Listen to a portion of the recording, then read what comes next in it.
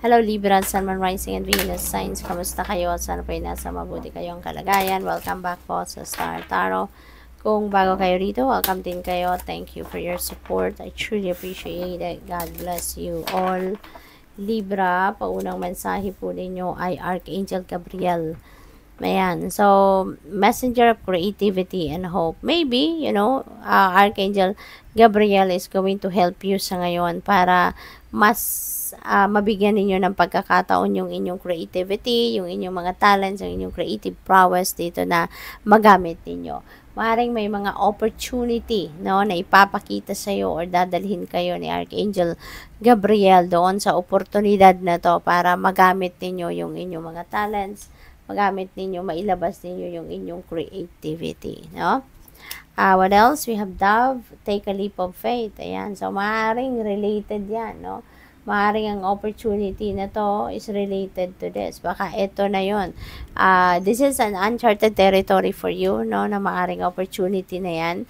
At maglalakas ng loob kayo, no? Na gawin ito. Maglalakas ng loob kayo na i-embrace ito. You're going to take the leap of faith, no? Para na magawa ninyo yon. So, this is really good, no, Libra? Kasi, pwedeng once in a lifetime din ito, no? Maaring mako-consider mo din itong once in a lifetime opportunity. Kaya kahit hindi kayo sigurado, no, kung kaya ninyo ito or whatever, maglalakas ng loob kayo na i-embrace ito, no? Kasi siguro mara-recognize din ninyo to na, 'di ba? Ito na 'yon. 'Di ba? This could be life-changing, 'di ba? So, handa na kayong lumabas sa inyong comfort zone sa ngayon. We have creative wonderment, follow your passion. Ayan. So, maybe kung ano man ito, no, na creativity ninyo, this could be where your passion is, no? Maaring related yan sa fashion, related yan sa music, or kung ano man aktibidad, no? Maaaring ito yung this is what you love to do. Kaya this is what you are dreaming of, siguro, no? Kaya habang nandito yung oportunidad, no, papasukin mo na to. Magiging matapang ka ng pasukin ang sitwasyon na to. Meron din ako napipick up dito na baka meron na kayong current na trabaho or meron na kayong current na ginagawa that you are focusing on at maaaring nakapag-establish na kayo dyan. Pero with this opportunity, wherein magagawa mo na dito kung ano talaga yung love mong gawin, kung ano talaga yung gustong-gusto mong gawin, pwede, no, na talagang baka iiwanan mo yung dati mong trabaho para kunin mo yung opportunity na to. Kasi alam mo na ito nga, kaya siguro game changer siya because it might require you, no, na umalis ka sa dati mong trabaho para ito na yung kunin mo, no, kung saan ka magi-enjoy, no, yung ganon. So, what else?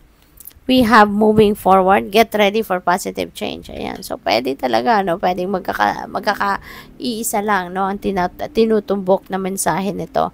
So, you are definitely moving forward, no? Kasi siguro kung ano man ang trabaho ginagawa mo, maybe parang stagnant na ka na rin siguro dyan, no? Naging routine na ang lahat, wala nang room for advancement, wala nang room for growth.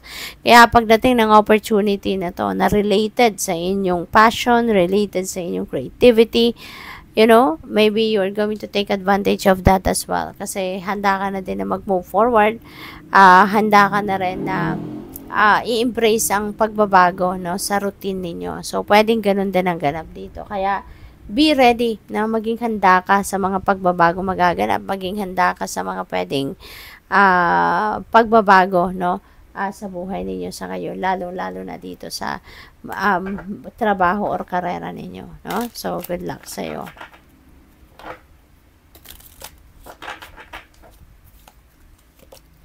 We have dance, let your body move. Okay? Let your body move. So, pwede, Libra, na ang iba sa inyo ang iba sa inyo, maybe you are confined lang sa bahay, trabaho, no? And maybe you don't have time or you don't have an opportunity na makapag-exercise, hindi na kayo nakakapag-engage in Zumba, pagsasayaw, no? Mga ganong klaseng aktibidad. At maaari sa ngayon, paalala ito sa inyo na let your body move, engage in physical activity para ibalik mo sa sarili mo yung dati mong ginagawa na pwedeng nagsasayaw ka, nagsusumba ka, nag-exercise ka, 'di ba? Nagwo-walking meditation ka. Yung ganoon ba, no? Kasi baka eventually magkaroon ka ng imbalance sa buhay at magkakaproblema ka diyan. Kaya habang may pagkakataon balansehin ninyo yung inyong sarili. Okay? Balansehin ang buhay. New beginnings, you're definitely going to start something new at maaring ito yon, no? Ito yung sisimulan ninyong bago, yung trabahong yan, yung opportunities na yan. Maybe, yun ang magdadala sa inyo sa isang bagong yugto sa buhay ninyo, no? So, you are about to embrace newness, no? Bagong trabaho, bagong career, diba? Bagong pagkakaabalahan, bagong passion.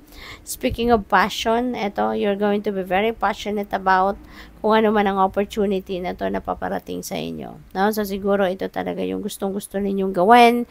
This is where your happiness is. This is where your bliss is, no? Na mararamdaman ninyo. Kaya, napakaganda. Good luck sa'yo. What else? We have dreaming. Be aware of your dreams. Ayan. So, yung dreams na to, panaginip ninyo, no? Yung mga panaginip. Be aware of it. Kasi yung mga dreams natin, ano lang din yan, mensahe din yan para sa atin, no? Ng Divine Universe, na dinadaan sa ating mga panaginip. Kasi kung siguro, pinapadalhan kayo ng mga intuitive messages, intuitive nudges, pero hindi ninyo yan pinapansin or hindi ninyo napapansin, idadaan ng universe yan through your dreams as well, no? That is also one way of sending you messages, sending you guidance. Kaya maaring may mga guidance na pinapadala sa inyo through your panaginip. Kaya be aware, no, of the elements na nakikita ninyo sa inyong panaginip. Be aware of your dreams, okay? Kung hindi ninyo alam or hindi ninyo ma-figure out kung ano yung ibig sabihin ng mga elementong nakikita ninyo sa inyong panaginip, i-google po ninyo yan, i-research ninyo. Dream meaning, no, na kung ano mang elemento nakita ninyo. Tulad nito, no, pinapakita dito, iba't ibang klaseng animals. So, siguro, napapanaginipan ninyo lately, no? Iba't ibang klaseng animals. So, kung ano man ang klaseng, ano mang animal, specific animal, or other elements, no?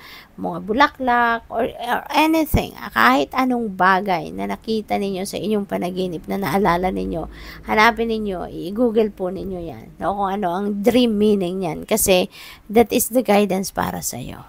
Okay? So, good luck. Thank you for watching. Love and light. Namaste.